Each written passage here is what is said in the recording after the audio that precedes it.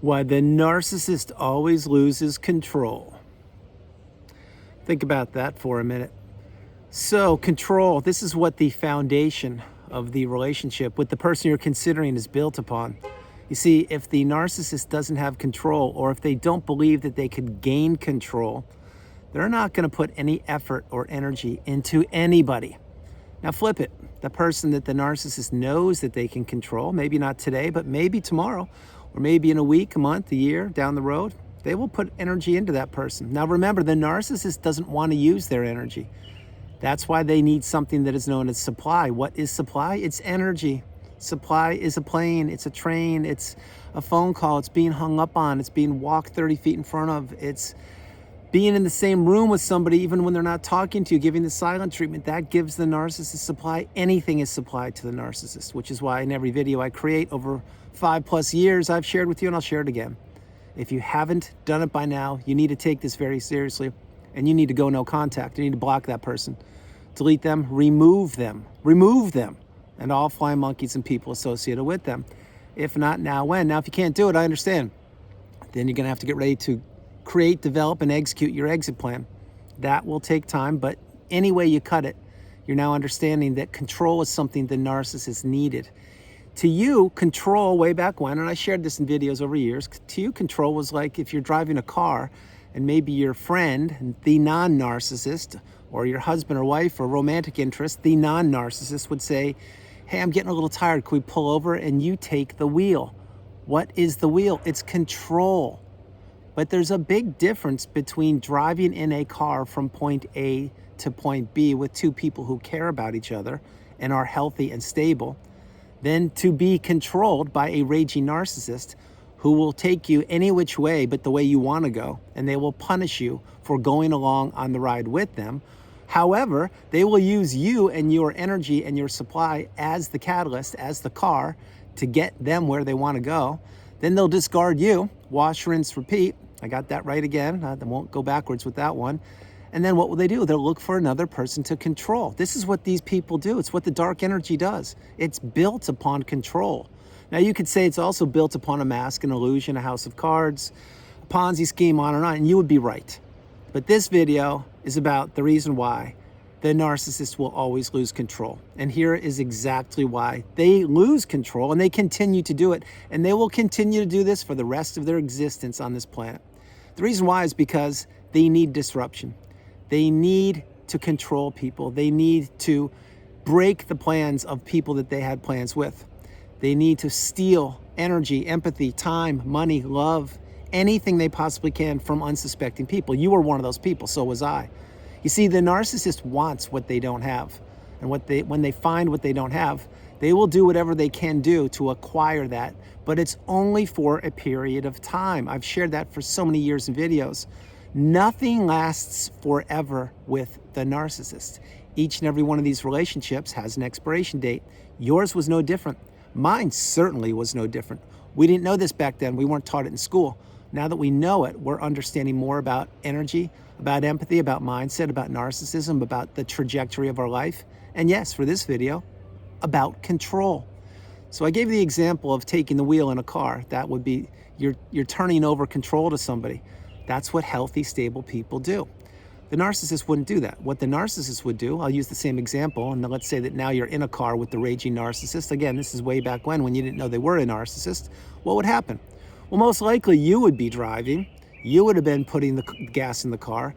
You would have been paying the tolls. You would have been taking the path or wherever you were trying to go from point A to point B. You would be going the way you wanted to go. But what would the narcissist be doing? I'll give you multiple things that they would be doing in the car when you were driving them. One, they would be ignoring you, sitting right next to you on one of their 3 smartphones, probably triangulating you or getting ready to insert somebody into your space. Number 2, maybe they were sleeping. They didn't care. But what would happen? If they're sleeping, and you may say, well, yeah, sometimes people sleep in cars. You would be right. But the narcissist isn't some person. They're an apex predator. So if they were sleeping while you were driving, think about what that does. I'm going to drill into this, and I really hope you are paying attention here. This to you right now may seem like a nothing burger. But what's the big deal, Andrew? Who cares? No, I'm going to illustrate. And this is why I have become so proficient and in tune with not only my own energy and the trajectory of my life, but with humanity. I can see things that you can't even think about. And you may say, whoa, where's that coming from? Well, it's coming from doing what I've done for so many years, from having so many one-on-one sessions, from experiencing toxicity, from watching people heal, from healing myself, and from putting myself, although I don't like to do it, in the tiny little pea brain of the narcissist. That's why. And that's why I can finish your sentence in a second. Not one question about it. If you've healed, you can finish my sentence. But getting back on track, what the example is illustrating, so let's say you were driving, it was your car, you were paying the monthly fee on the car and the insurance and the tolls and the gas and the upkeep and the maintenance and getting it washed and everything you had to do, and the narcissist was sleeping. So if they're sleeping, how do you think that would be damage to you? Well, let's think about it. What is this planet built on? Energy. Your energy was being used to get you and the raging narcissist from point A to point B. They were recharging their batteries while they were sleeping. So let's say it was a 5, 6, 7 hour road trip you were going on and you drove the whole way, because that's probably what you did. Well, you get there and you're a little tired. How are they feeling?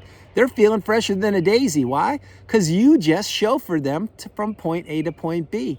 But it doesn't stop there. What happens there? Well, once they get there, or once you get there, you park, that's when the games really begin. Because now you're tired. No one was there to talk to you in the car ride. You had to get from point A to point B, and you're using everything possible, money, time, energy, everything, focus, and your mindset. Now the narcissist could give you a hard time. Why did you park there? Why don't you park closer to the entrance? What are you going to do with all the bags? Why don't you get a bellman or a bellhop? I can't believe you wore those clothes. You're wearing those flip-flops? You didn't even cut your toenails. What's the problem with the way you look? Why don't you get a haircut? I can't believe that you didn't do A, B. This is where the fun and the games begin. And yeah, I am being sarcastic. You see, no good deed goes unpunished when you're with these freaks. No good deed goes unpunished when you're with these creatures. And when they have you isolated and trapped in a car, specifically it's moving, although it doesn't have to be moving, what happens? Now you got it. They were in control of you.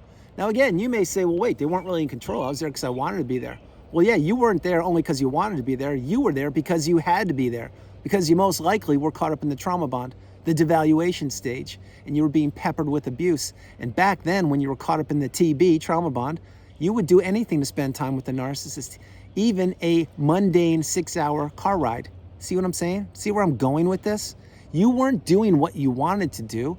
You were doing what you were told to do, and you couldn't do enough, which is why this relationship, A, it wasn't your fault, and B, the narcissist knew exactly what they could get out of you. They extracted things from you. They didn't add anything to your life. They didn't add value. They didn't add anything that you didn't already have. What they did is they stole all the goodness from you, and they left you nothing but a relationship you need to heal from. And that's why these relationships are not just your average everyday humdrum, boring yawn breakup. Oh, what's the big thing? It's just the person. Just get back out there, start dating. It doesn't work that way. That's why you have to heal from these relationships, which is why these are the relationships you need to heal from. And that's why you understand, or you are understanding, that you are the priority. You come first, second, and third, and there's no room in your life now or in the future for toxicity. And what is control to you once you've healed? Well, control to you, you will figure out, just like it is to myself, because I have healed, you'll figure out that control is what you always thought it was. It was the steering wheel in the car. It was the remote control that you turn your TV on if you use a TV or whatever. It was the button you turn your phone on, etc. That's the average version of control to your average person, most of which are living in the everyday fog, or the human beings that are on the planet. Okay, that's one part. But the real control, what you're thinking of, just like me, is how you were controlled and how easily and effortlessly you were controlled and how little you knew about toxicity and narcissism. You see, that will never happen to you again.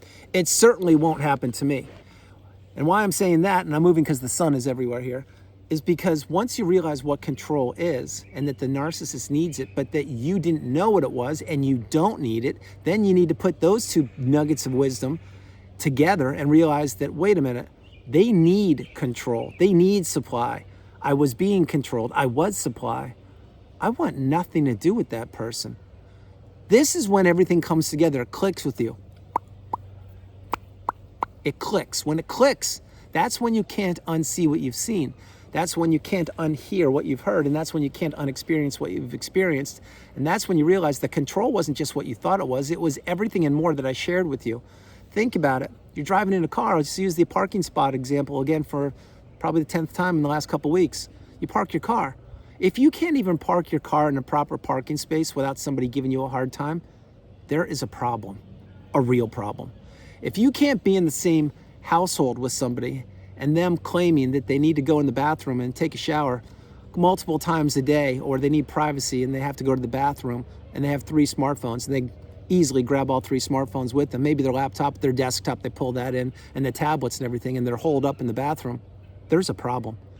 When you hear the narcissist, or a toxic person, I should say, I shouldn't have said narcissist, when you hear a toxic person engaging with other people at a family function or at a public function or a private function, let's say a barbecue as an example, and they're laughing it up with everybody and having a great time and getting a little too close and rubbing elbows and chumming up and a kiss on the cheek and all that, and they're loving life, it's great. And then when it comes to you, they get serious. All that goes away. It gets all washed away. If you experience that, there's a problem, a real problem. Now you may say with any of those examples, what's the big deal, Andrew? Like, people don't like to park in certain spots. And what's the big deal, Andrew? People go to the bathroom. And what's the big deal, Andrew? Everybody gets in a quote unquote mood. You would be right. You would be right, and you would be right. Well, if these were one-off occurrences, I would say, yeah, no harm, no foul. But this happened repetitively over and over. And I'm not even talking about the gaslighting, the triangulation, the smear campaign, the projection, the mirroring, the rage fits, the financial abuse, the verbal abuse. I'm not talking about the silent treatment. I'm not talking about them lying to you, cheating on you, stealing from you. I'm not talking about all the things that were thrown at you. I'm not talking about you being sleep deprived or counter-parented.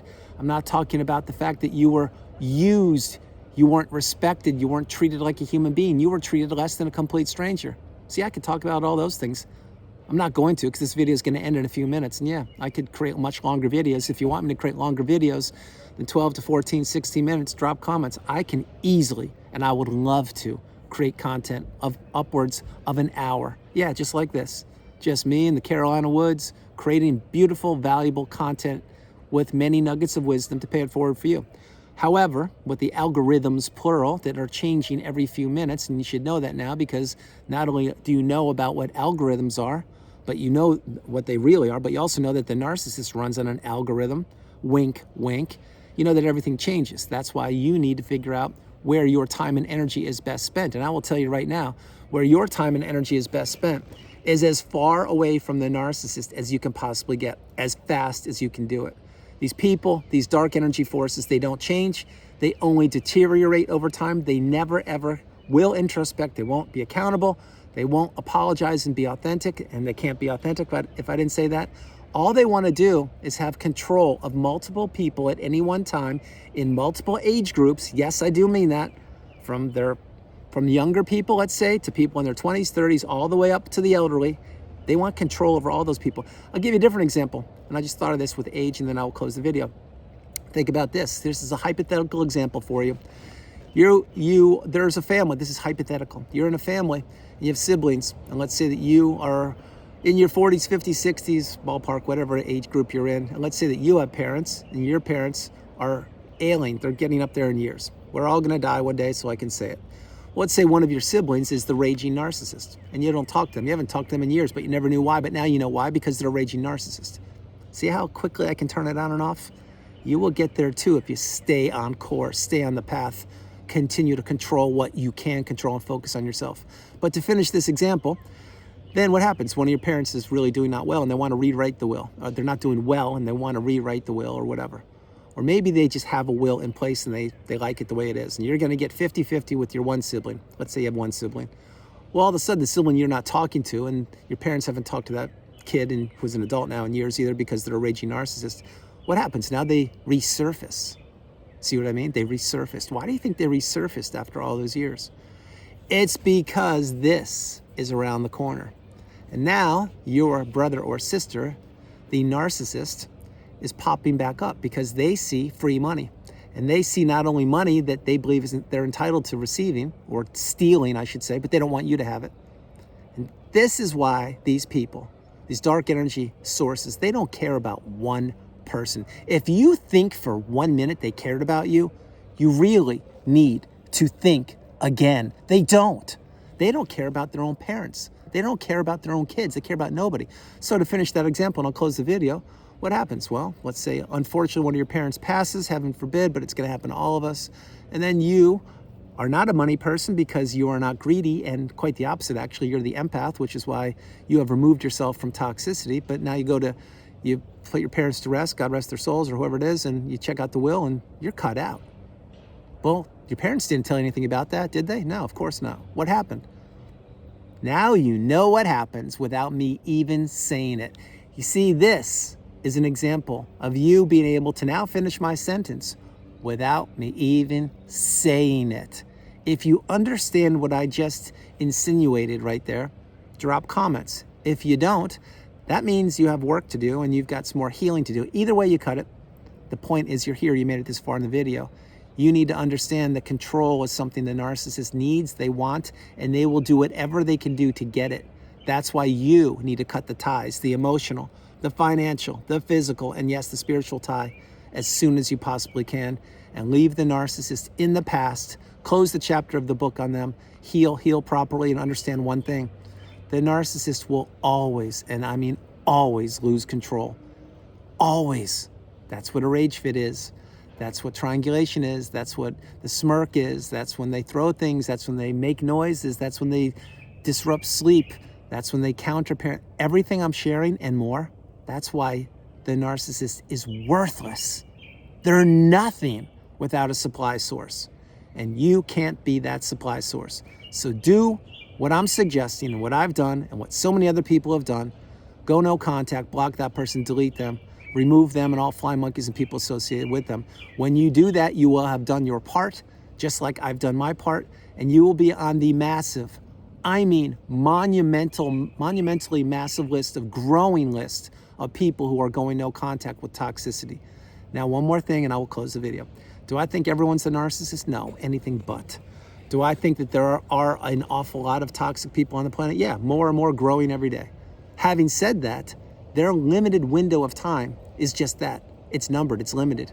So yeah, they can laugh it up and do whatever they're doing right now, but their days are numbered. This isn't speculation, this isn't pie in the sky, this isn't one person's opinion. This is a fact. The narcissist has nowhere to go. They box themselves in and they're gonna have to cannibalize each other eventually, very soon actually. Cannibalization in this case, as an example, it doesn't mean what you think it means. It means they're gonna have to feed off of each other, getting supply and support and control and all that, and that's what they'll do. That's what they did before they met you, you just didn't know it. Then they found you and they're like, OMG, wow, I'm gonna have a field day with this person. That's what they did with me, and that's why I can say it. But that's why once you get the wisdom, you have to close the chapter of the book on these parasites and never look back. So everyone, that's the video. I hope you liked it. I loved doing it from the beautiful Carolinas. This is Andrew. Namaste. Have a great afternoon, evening, or morning. No matter where you are on the planet, you are not alone. I love you all, and I'll talk with you tomorrow.